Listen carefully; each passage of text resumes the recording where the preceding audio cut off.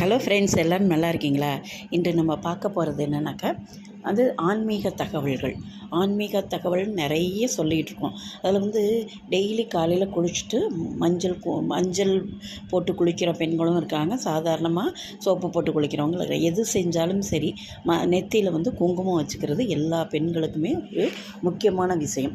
அந்த நெற்றியில் வைக்கிற குங்குமத்தை வந்து சாதாரணமாக ஒரு குங்குமத்தை கடையில் வாங்கி அது மெரூன் கலராக தாழம்பூ குங்குமமாக, மதுரை மீனாட்சி குங்குமமாக, அதெல்லாம் நல்ல வாசமான குங்குமத்தை நிச்சயமாக வாங்கி அதில் வந்து என்ன செய்யணுன்னாக்கா, ஒரே ஒரு பொருள் சேர்த்து அதை நெத்தியில் வச்சுக்கல நம்மளுடைய ஒரு பண ஈர்ப்பு சக்தி நம்மள்கிட்ட அதிகரிக்கிறத நம்ம கண்கூட பார்க்கலாம். அது என்ன பொருள் அப்படிங்கிறீங்கன்னா, பச்சை கற்பூரம் இருக்குது பார்த்தீங்களா? குங்குமம் வாங்கினோடனே டெய்லி கலந்துக்கிட்டே இருக்க வேண்டியதில்லை. குங்குமம் வாங்கினோடனே அதில் ஒரு ஒரு ஒரு சைஸ் ஒரு மீடியம் சைஸ் ஒரு பச்சை கற்பூரத்தை நல்லா நுணுக்கிட்டு அதை பவுடராக்கி அந்த பவுடரை வந்து அந்த குங்குமத்தில் போட்டு நல்லா கலக்கி வச்சுக்கணுங்க. இதை நீங்கள் தினந்தோறும் வச்சுக்கிட்டு வரையில் நம்மளுக்கு பண ஈர்ப்பு சக்தி அதிகமாகும். இதை வந்து இந்த குங்குமத்தை வந்து காலை மாலை இருவேளையுமே நீங்கள் வச்சுக்கலாம். இது வந்து அதை நம்ம வந்து அந்த குங்கும டப்பா தீர்ற வரைக்கும் வச்சுக்கலாம். திரும்ப வந்து நம்ம வேறு குங்குமம் வாங்கல இதேமாரி கலந்து வச்சுக்கணும். இதுமாரி தொடர்ந்து ஒரு 48 நாட்கள் வந்து இந்த குங்குமத்தை நெற்றியில் வச்சு பாருங்கள். நிச்சயமாக உங்களுக்கு ஒரு பண வரவில் பயங்கரமான ஒரு வித்தியாசம் தெரியும். பணம் வந்துகிட்டே இருக்கும், உங்களுக்கு மகிழ்ச்சி, எல்லையில்லா மகிழ்ச்சி இருக்கும்.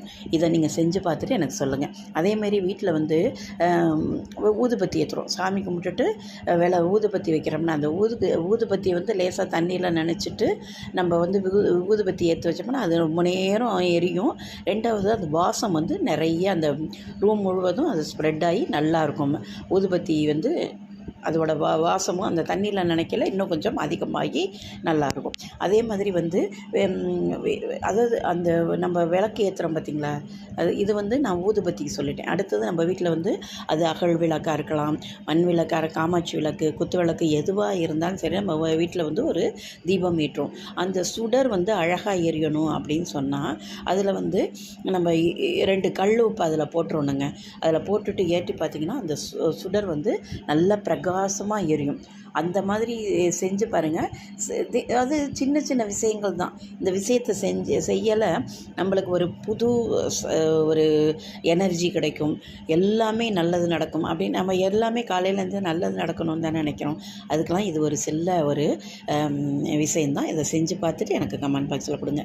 இது நீங்கள் மாத்திரம் இல்லைங்க, உங்கள் ஃப்ரெண்ட்ஸ், ரிலேஷன் எல்லாருக்குமே நீங்கள் இதை ஷேர் பண்ணலாம். மறக்காமல் எங்களுடைய சேனலை சப்ஸ்கிரைப் பண்ணுங்கள். எங்களுடைய பதிவை பார்த்த அனைவருக்கும் நன்றி. மீண்டும் ஒரு அருமையான பதிவுடன் சந்திக்கிறேன். நன்றி, வணக்கம்.